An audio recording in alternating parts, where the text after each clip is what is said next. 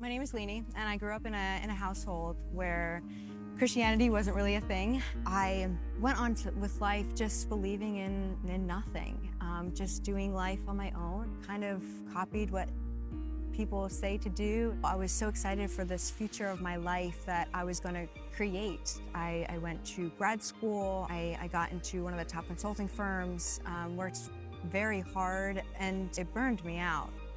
I tried validation and attention from people, and then I was like, well, what's next? I would predict what I was missing and then set up goals to achieve it, and yet every time I did that, it never fulfilled, it never satisfied. I started looking into the universe, and I started to do manifestation. Like, maybe if I dream up my ideal life, like maybe it'll just come and then I'll be happy.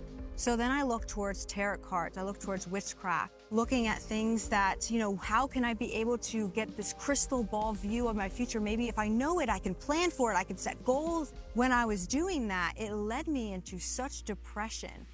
It's hard to find community, it's hard to find love, it's hard to find my place in this career. I have no place. There has to be more. It was through that God was able to shift the trajectory of my life. I went to the beach, I looked at the water, and I just sat there and I stared, and I called out to God that I did not know, that I did not believe in. I said, God, if you are real, make yourself known to me. I want to know you, I want to know the truth. About a week or so later, I happened to see on social media a video post from the Bible Recap. Just really spoke to me. I had this desire to open the Bible. I purchased the cheapest Bible that I could find, this Bible. I opened it up and it came alive. I would pray for something, he would show me something, a revelation in the Bible. And it felt like, oh my gosh, he hears me, he listens to me. Something was shifting in me internally. I felt the weight of the sins that I have done in my past, for the sinful person that I am, and yet he still loves us and he shows us so much grace. It led me to fully repent of my ways, to look towards Christ, just wanting to give my life to Jesus, of no longer controlling things. I decided to do the golf baptism. It was amazing. Every battle that we face has been won on the cross. It is finished. And if he saved my life, he can save yours too.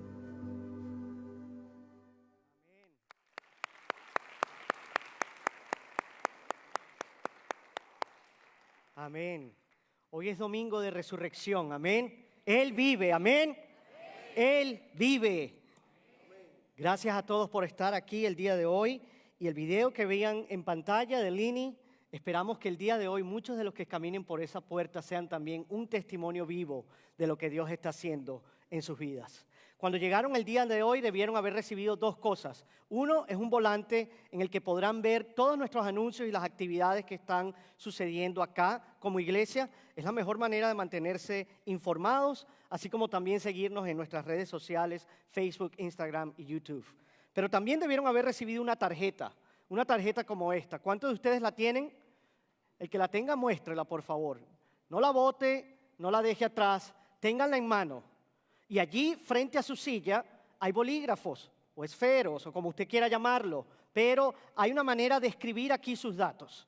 Y lo que queremos el día de hoy es que todo aquel que está allí sentado y tiene una tarjeta nos deje saber cuál es su decisión. Hoy todos vamos a tener que tomar una decisión. No importa si tú eres un nuevo creyente, no importa si te sabes toda la Biblia, cualquiera que sea tu decisión el día de hoy, queremos que la registres en esta tarjeta y nos des tus datos para así poder orar por ti, conectar contigo y guiarte en el camino. No vamos a vender tu información, no vamos a estar molestándote múltiples veces, así que no tengas miedo y llénala y déjala al final del servicio en una de las canastas que tenemos en las mesas. Amén. Bueno, vamos a pasar a la lectura de la Escritura. Voy a invitarlos una vez más a que nos pongamos de pie en reverencia a la lectura de la palabra. Vamos a comenzar en Juan, capítulo 19. Leeremos los versículos 28 al 30 y luego pasaremos al capítulo 20. Dice así, Juan 19, 28. Después de esto, sabiendo Jesús que todo ya se había consumado, para que se cumpliera la escritura, dijo, tengo sed. Había allí una vasija llena de vinagre. Colocaron pues una esponja empapada de vinagre en una rama de hisopo y se la acercaron a la boca. Entonces Jesús, cuando hubo tomado el vinagre, dijo, consumado es. E inclinando la cabeza, entregó el espíritu. Capítulo 20, versículos 24 al 31. Entonces Tomás, uno de los 12, llamado el Dídimo, no estaba con ellos cuando Jesús vino. Entonces los otros discípulos le decían, hemos visto al Señor. Pero él les dijo, si no veo en sus manos la señal de los clavos, y meto el dedo en el lugar de los clavos, y pongo la mano en su costado, no creeré. 8 días después sus discípulos estaban otra vez dentro, y Tomás con ellos. Estando las puertas cerradas, Jesús vino y se puso en medio de ellos, y dijo, paz a ustedes. Luego dijo a Tomás, acerca aquí tu dedo y mira mis manos. Extiende aquí tu mano y métela en mi costado. Y no seas incrédulo, sino creyente. Señor mío y Dios mío, le dijo Tomás. Y Jesús le dijo, porque me has visto, has creído. Dichosos los que no vieron y sin embargo creyeron. Y muchas otras señales hizo también Jesús en presencia de sus discípulos, que no están escritas en este libro, pero estas se han escrito para que ustedes crean que Jesús es el Cristo, el Hijo de Dios, y para que al creer, digan todos conmigo, tengan vida eterna en su nombre. Amén. Pueden tomar asiento.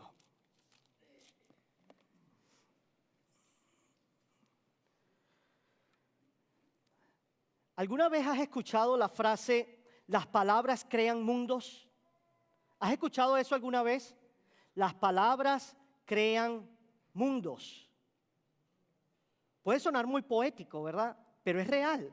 Ponte a pensar, antes de que nada existiera, ¿cómo creó Dios todo lo que existe? Dios desde la plataforma de la nada se paró y dijo, y a medida que Él dijo y pronunció palabras, todo comenzó a existir. Las palabras son poderosas. No solo comunican cosas, sino que también construyen realidades. Una sola palabra, una sola frase puede cambiar por completo la trayectoria de tu vida. Por ejemplo, un entrenador te dice, felicitaciones, estás en el equipo. O tal vez tu padre te dice, te amo, estoy muy orgulloso de ti. O tal vez esa persona especial te dice, sí, acepto casarme contigo. Las palabras pueden construir realidades. O tal vez un doctor te dice, lo lamento mucho, es cáncer. O tal vez una madre te dice, eres un inútil, nunca sirves para nada. O tal vez las voces del mundo te callan y te reprimen diciéndote que no tienes ningún tipo de propósito.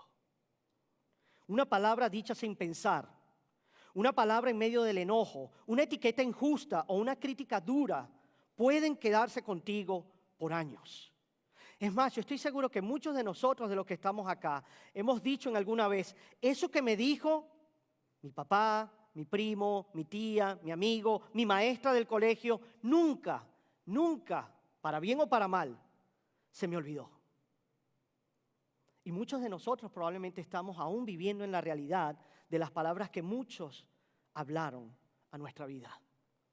Porque hay palabras que se quedan grabadas en el alma. Y yo sé que hay algunos que dicen, bueno, los palos y las piedras pueden romper mis huesos, pero las palabras a mí en realidad no me hacen daño. Pero eso no es cierto. No es cierto. Las palabras sí hieren. Y a veces hieren más profundo que cualquier golpe. ¿Sabes por qué? Porque las palabras tienen poder. Tus palabras tienen poder. Las palabras que tú dices o las palabras que te dicen a ti tienen poder para dar vida o para destruir. Tienen poder para sanar o para quebrar. Tienen poder para dar esperanza o para dejar marcas y heridas. Pero hoy quiero que pensemos en algo aún más profundo.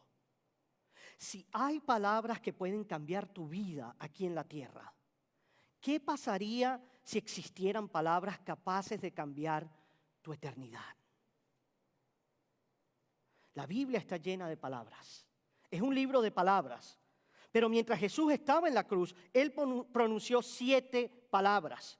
Y son 7 palabras muy importantes porque representan en su plenitud todo lo que Jesús quería que tú y yo sabiéramos cuando moría por nosotros. La cruz, como hemos venido viendo, nos muestra el corazón de Dios. Es un Dios que nos acompaña en el sufrimiento y en la muerte para que tú y yo no tengamos que enfrentar la muerte y el sufrimiento eterno. Así que las últimas palabras de Jesús en la cruz nos recuerdan el amor que Dios siente por nosotros. Y no solo eso, sino que también nos dan valor para vivir nuestra vida para Él cada día. Lo que aprenderemos juntos hoy es que en sus últimas palabras desde la cruz, Jesús hizo una declaración el viernes que fue confirmada el domingo y que ahora exige una decisión hoy. ¿Creerás en Jesús o no? Veamos el primer punto, la declaración de Jesús el viernes. Consumado es. Versículo 28, capítulo 19 nos dice, después de esto, ¿después de qué? Después de los juicios ante Caifás, Herodes y Pilato, donde Jesús fue declarado inocente. Pero aún así la multitud gritaba, crucifíquenlo, crucifíquenlo. Después de los golpes, después de la flagelación, donde su carne fue prácticamente desgarrada, después de la corona de espinos, después de los clavos en sus muñecas y en sus talones, después de toda la burla y la humillación, después de perdonar a la multitud, después de prometerle el paraíso a un ladrón, después de cuidar a su madre y de clamar en agonía. Después de todo eso, versículo 29, sabiendo Jesús que todo ya se había consumado, y fíjate bien, dice sabiendo Jesús. Eso nos dice que Jesús no fue una víctima. Él no fue una víctima de sus circunstancias. Más bien, Él fue un voluntario que vino en una misión de rescate. Él llevó de manera plena y fiel a cabo el plan que el Padre le dio. Entonces, después de eso, Jesús dijo, tengo sed. Tengo sed. Aquel que creó el agua se está muriendo de sed. Y lo único que pudieron ofrecerle fue una esponja sucia empapada en vinagre que colocaron en su boca. Versículo 30, cuando hubo tomado el vinagre, dijo, consumado es. Y esta expresión no fue un suspiro de derrota ni un gemido de derrota, sino una declaración. Y en el idioma original, en el griego, es una sola palabra. La palabra es tetelestai. Tetelestai. Y tetelestai no significa estoy acabado. Eso no es lo que Jesús estaba diciendo en la cruz. Tetelestai significa todo está terminado. De hecho, en aquellos tiempos, cuando tú tenías una deuda y terminabas de pagarla, entonces allí en tu recibo lo que ellos ponían era un sello o escribían una palabra. Y lo que escribían era tetelestai, pagado por completo. Así que no era que Jesús estuviera acabado en la cruz, sino que la obra que Él iba a realizar estaba completa. Así vemos que esto no es solo una declaración, es un logro. Jesús en la cruz obtuvo un logro. Y esta palabra en el griego se encuentra en el verbo en un tiempo perfecto. Bueno, pastor, ¿y qué significa eso? ¿Y qué importa? ¿O para qué necesito yo saber eso? Aquí está porque es importante. Porque esa palabra tetelestai, que se encuentra en el tiempo perfecto, nos da a entender que eso que fue cumplido por Jesús en la cruz en ese momento sigue teniendo efecto el día de hoy. Él lo cumplió en la cruz, pero sigue teniendo efecto el día de hoy. Y la pregunta es, ¿qué fue lo que se consumó? ¿Por qué Jesús diría, consumado es? ¿Qué fue lo que se consumó? Lo que se consumó fue nuestro mayor problema. Nuestro mayor problema. ¿Sabes cuál es tu mayor problema? Tu mayor problema no es el vecino que vive al lado que no te cae bien. Tu mayor problema o tu enemigo no es el gobierno. Tu mayor problema no es tu ex esposa. Tu mayor problema eres tú mismo. Tu mayor problema es el pecado. Y yo sé que muchos están pensando, bueno, pastor, yo no me vestí así de lindo hoy para que tú vinieras a decirme que yo soy un pecador. Pero la realidad es que todos y cada uno de nosotros lo somos. Somos pecadores. Y aunque tú no creas que eres un pecador, yo te apuesto que tú sí crees que todos los demás lo son. Pero la Biblia es clara. La Biblia nos dice que todos hemos pecado y hemos sido destituidos de la gloria de Dios. Y si tú crees que no es así, déjame hacerte una pregunta. ¿Acaso hay alguien que te ha roto tantas promesas a ti mismo como tú? ¿Hay alguien que te ha roto tantas promesas como tú mismo? Solo ponte a pensar, ¿cuántas veces tú has dicho, nunca más voy a hacer esto? Pero luego llega la semana que viene y vuelves a caer en lo mismo. Tal vez te estás preguntando, ¿cómo él lo sabe? Porque yo también lo he hecho. Porque todos somos pecadores. Y la realidad es que Dios no puede pasar por alto el pecado. Dios no puede pasarlo por alto, así como un juez no puede ignorar un crimen.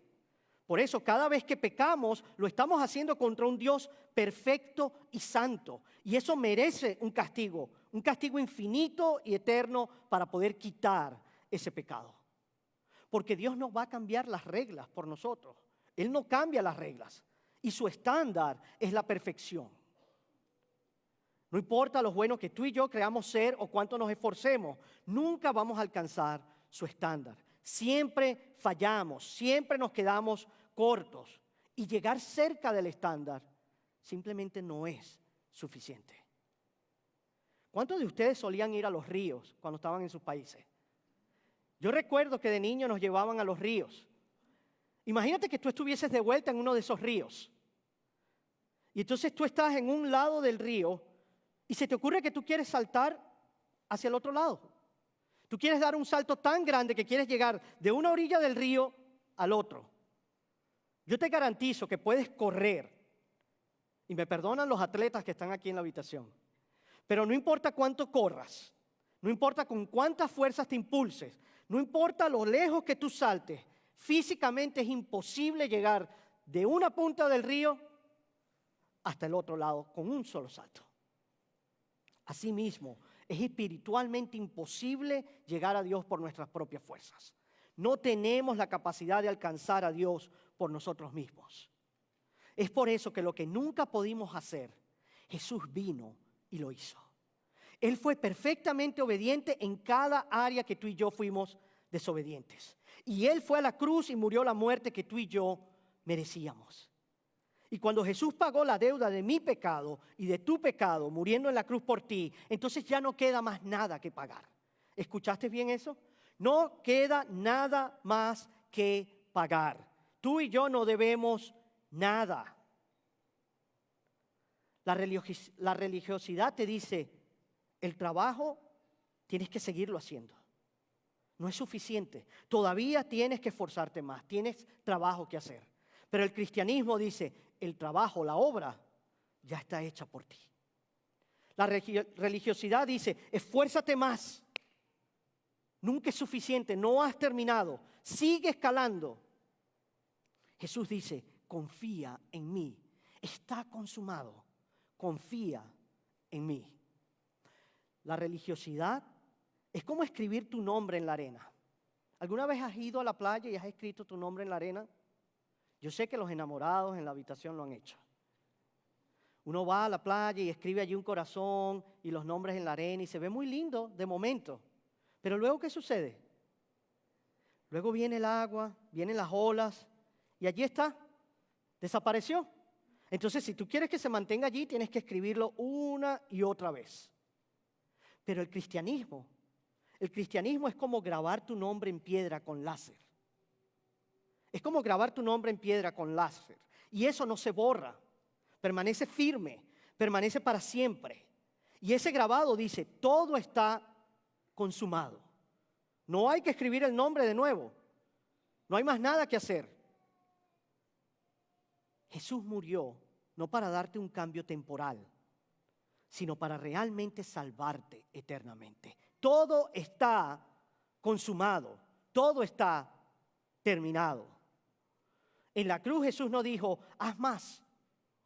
en la cruz Él no dijo, esfuérzate más. No, en la cruz Él dijo, consumado es. Consumado es. ¿Sabes qué significa eso? Eso significa que el poder y la condena del pecado han sido vencidos. Han sido vencidos. La culpa se terminó. La condenación se terminó. El tratar de ganarse el amor de Dios se terminó. La adicción se terminó. La esclavitud se terminó. El miedo se terminó. El velo que separaba a Dios de nosotros se terminó. Toda la ira de Dios contra el pecado y contra los pecadores se terminó porque Cristo completó la obra en la cruz.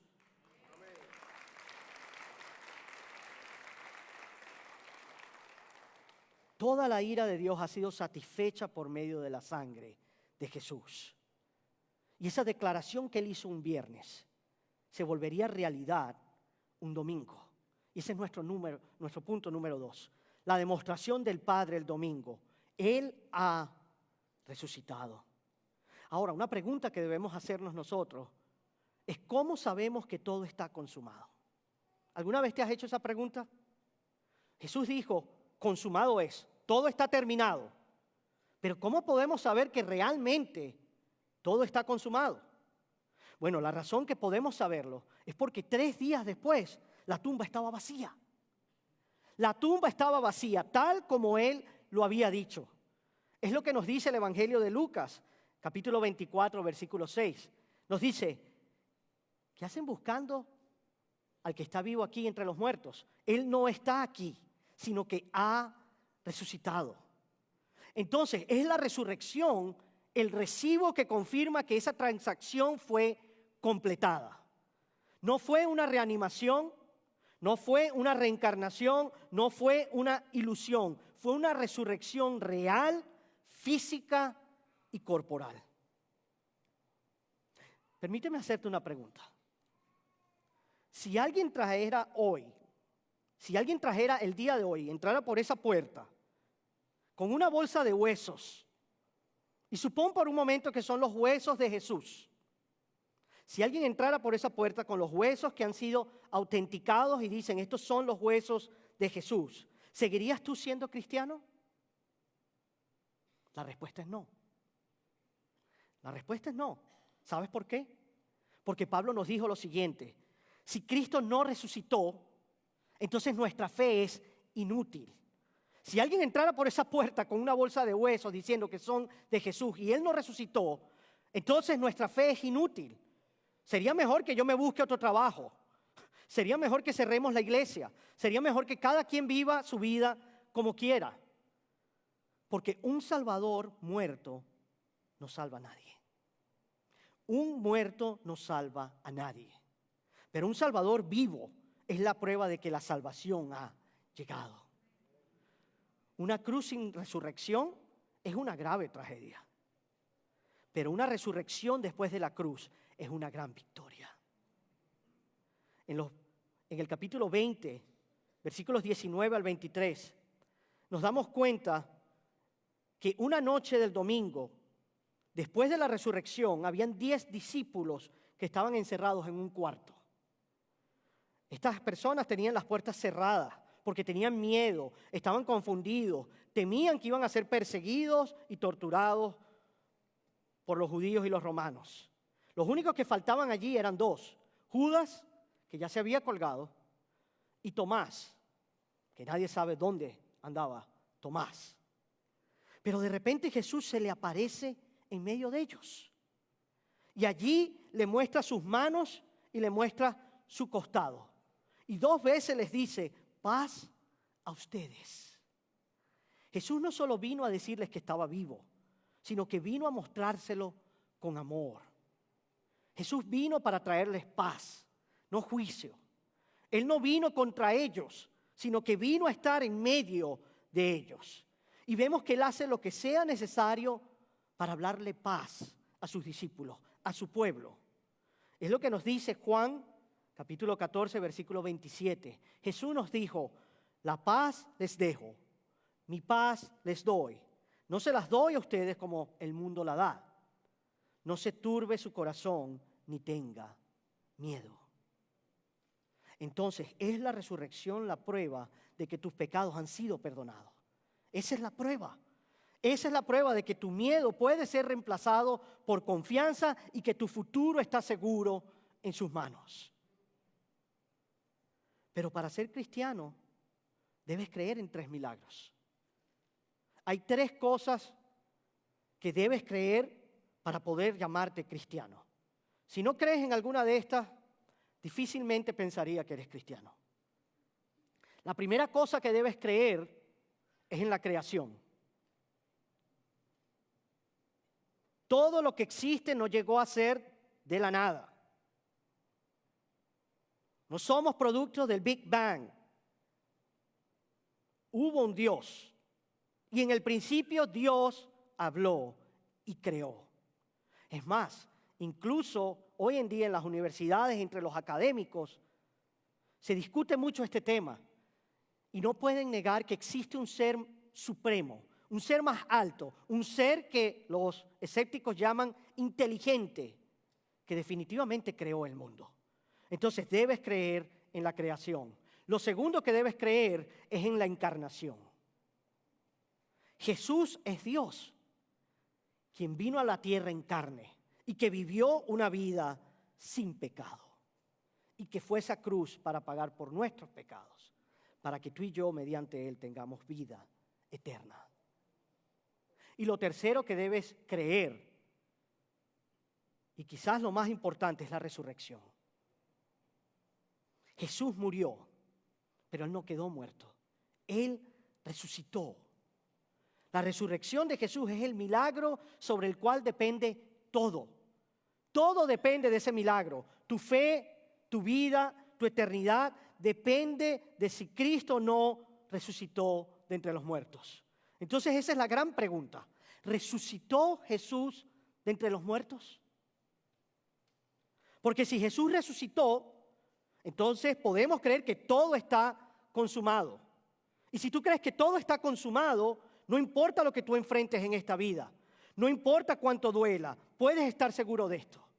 Porque Él vive, puedes enfrentar el mañana. Porque Él vive, todo temor se ha ido. Porque Él vive, sabes que su futuro está en sus manos. Porque Él vive, vale la pena vivir esta vida, simplemente porque Él vive.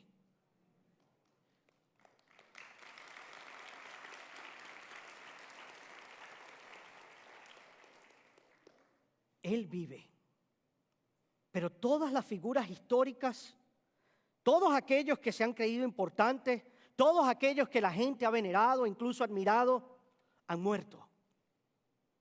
Todos aquellos que se creyeron igual que Dios o más que Dios. Todos aquellos que buscaban gloria, todos aquellos que fueron idolatrados por la gente, todas esas figuras históricas han muerto.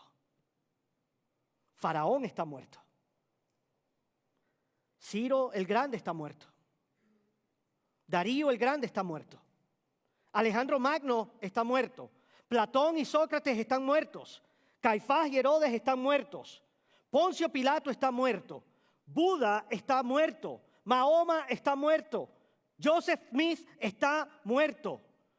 Sigmund Freud está muerto. Hitler está muerto. Augusto Pinochet está muerto. Saddam Hussein está muerto. Hugo Chávez está muerto. Fidel Castro está muerto. Pero Cristo está vivo.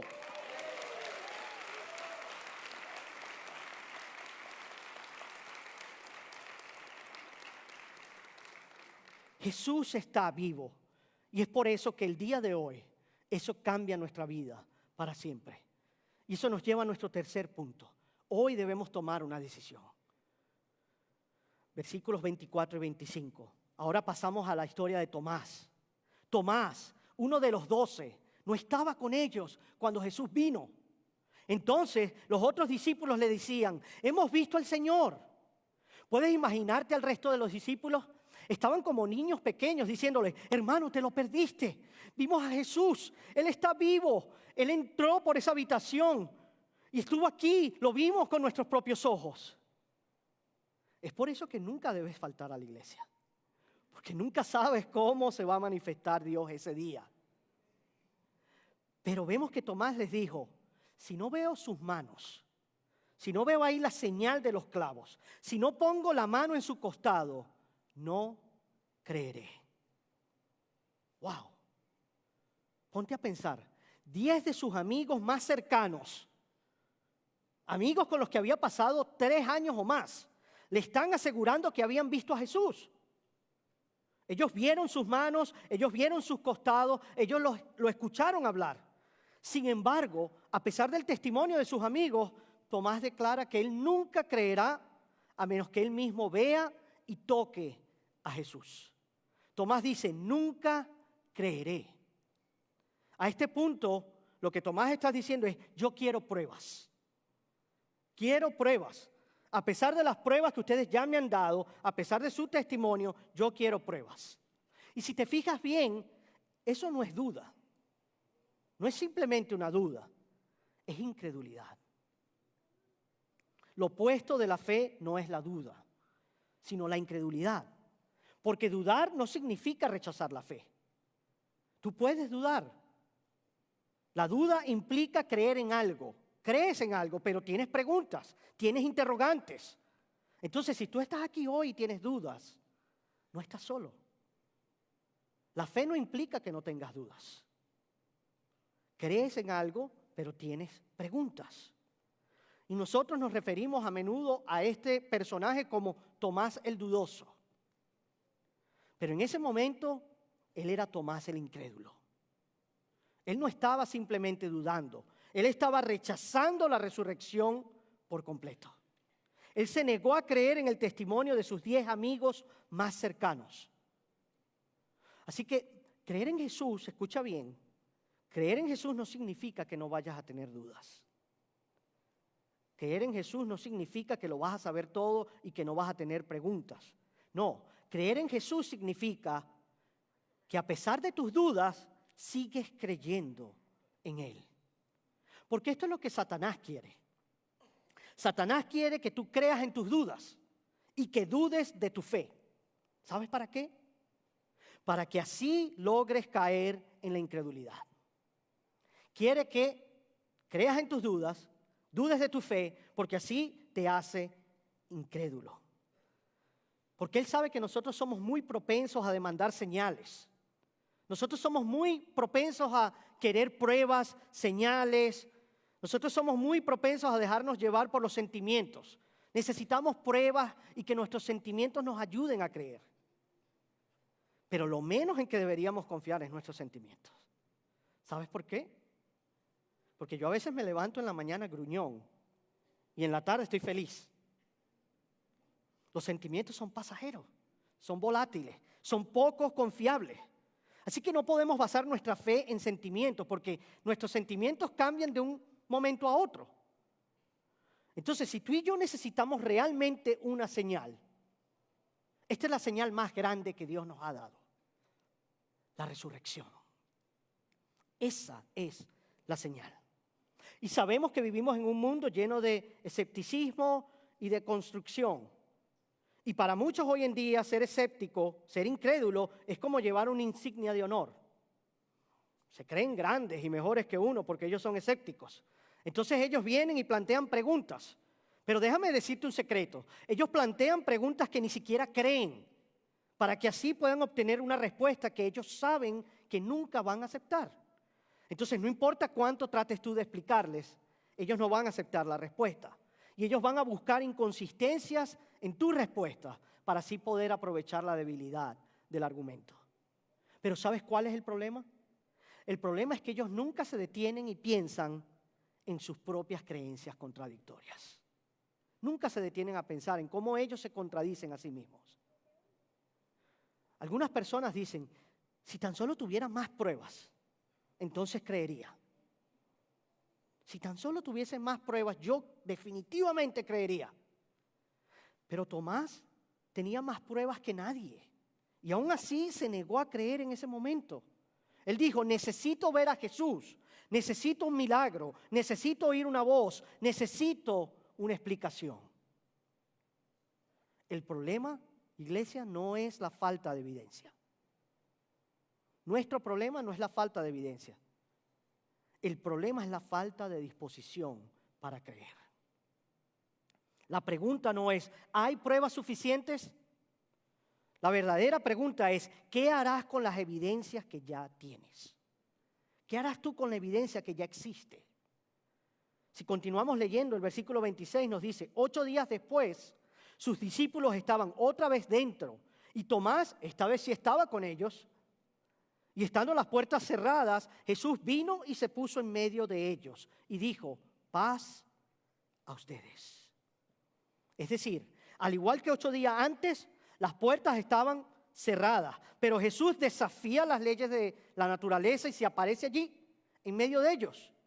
Y la pregunta es, ¿por qué lo hizo de nuevo? Lo hizo por Tomás. Lo hizo por Tomás el incrédulo. Porque en el versículo 27 vemos que Jesús dijo a Tomás, acerca aquí tu dedo y mira mis manos. Extiende tu mano aquí y métela en mi costado. Tomás, ¿tú querías prueba física? Ok, aquí la tienes, ven. ¿Te negaste a creer que yo estoy vivo a menos que tú lo vieras por ti mismo? Aquí estoy, amigo, ven, prueba. No seas incrédulo, sino creyente. Jesús no lo castiga, sino que con paciencia y con amor se aparece. Se aparece allí una segunda vez solo por Tomás y lo hace con un propósito, para ayudarlo a creer. Y vemos la respuesta de Tomás, versículo 28. Señor mío, Dios mío. Jesús le dio más pruebas de las que Tomás merecía. Les dio más pruebas de las que él llegó a utilizar. Tomás, nos dice la Escritura que ni siquiera llega a tocar las marcas de los clavos y ni siquiera llega a meter la mano en el costado de Jesús.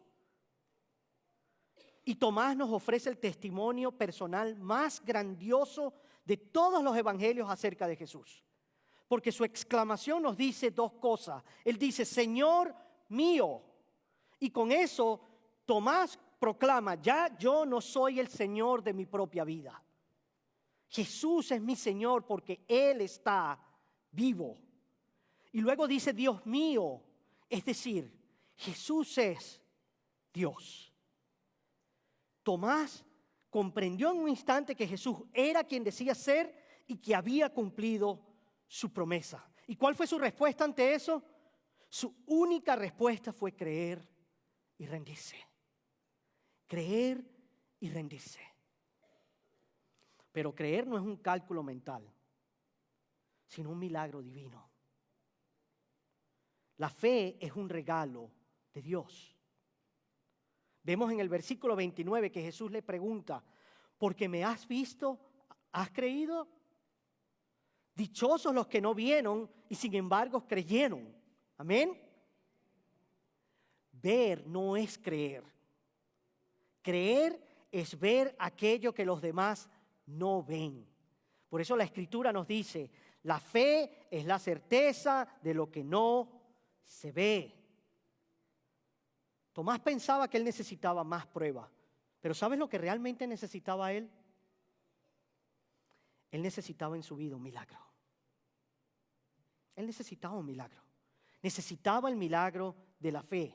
Necesitaba ojos para ver aquello que solo la fe puede ver. Porque nuestra fe está entonces anclada en un evento, no en una explicación. Está anclada en un evento. Y cuando tú lo ves, no puedes dejar de verlo. Una vez que lo ves, no puedes dejar de verlo. Es como el famoso C.S. Lewis dijo, yo creo en el cristianismo como creo en el sol que ha salido. No solo porque lo veo, sino porque gracias a él veo todo lo demás. Nos dice la palabra, versículos 30 y 31, que hubo muchas otras señales que Jesús hizo, pero que no están escritas en este libro. Sin embargo, lo que sí está escrito en este libro es para ayudarnos a nosotros. Es para que nosotros creamos que Jesús es el Cristo, el Hijo de Dios, y para que al creer tengamos vida eterna en su nombre. Es decir, el plan de Dios para llevarnos a la fe son los testimonios de los testigos presenciales. El plan de Dios para guiarnos a Él son los testimonios de esos testigos oculares. Así que tú y yo debemos confiar en ellos, porque si no lo hacemos, entonces enfrentamos la condena eterna.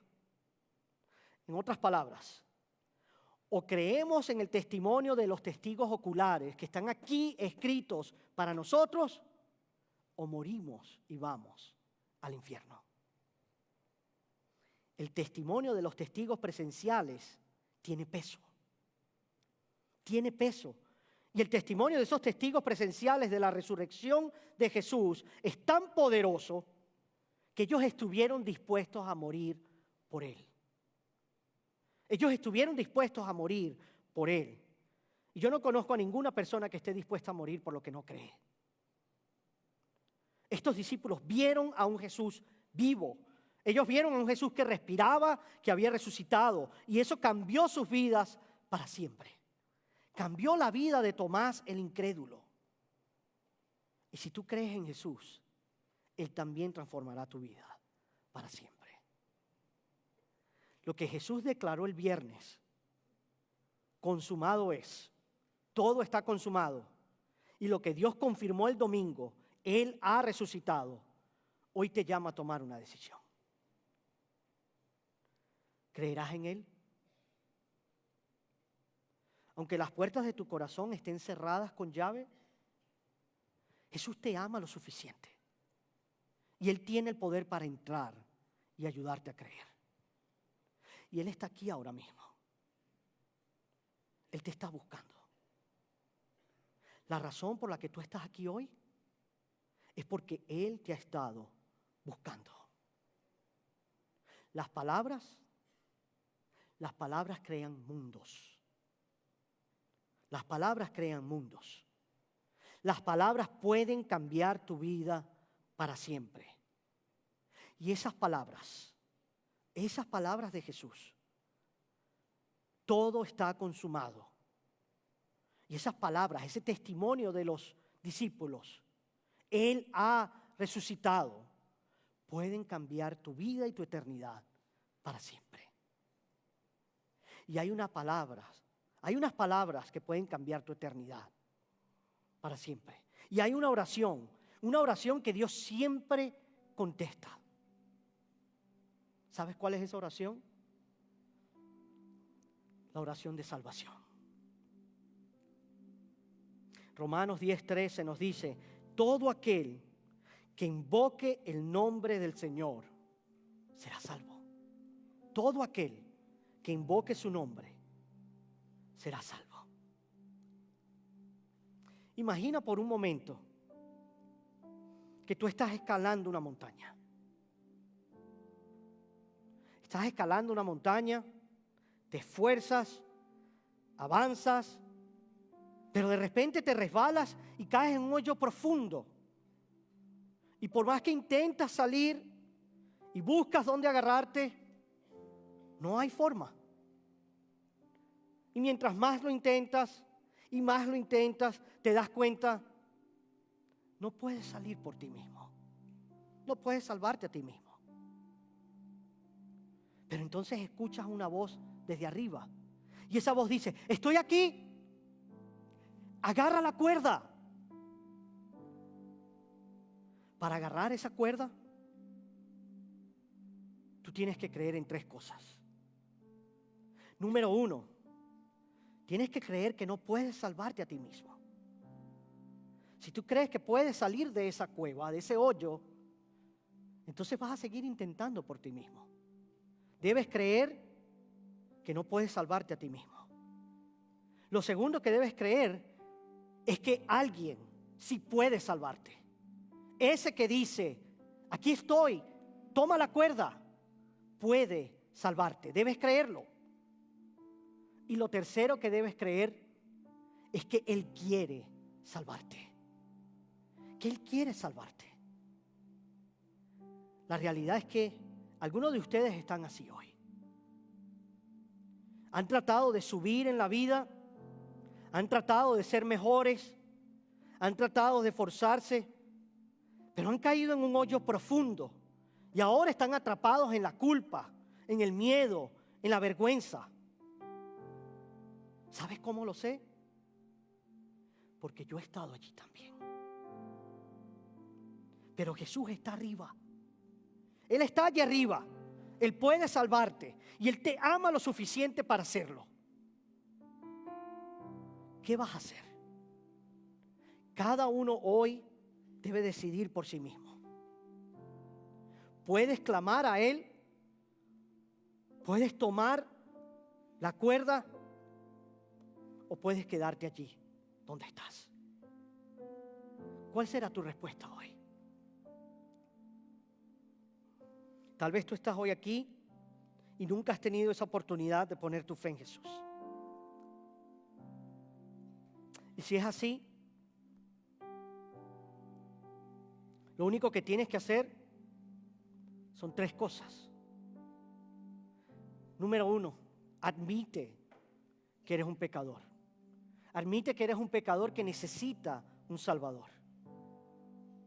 Si no admites que eres un pecador en necesidad de salvación, no vas a poder rendir tu vida a Él. Número 2, cree que cuando Jesús murió en la cruz y resucitó, lo hizo por ti. Lo hizo por ti. Y eso, de alguna manera, cuenta a tu favor. Y número 3, clama al Señor. Clama al nombre del Señor y entrégale tu vida como tu Señor, tu Dios. Levanta tu mano y di como Tomás: Señor mío y Dios mío, sálvame. Te entrego mi vida.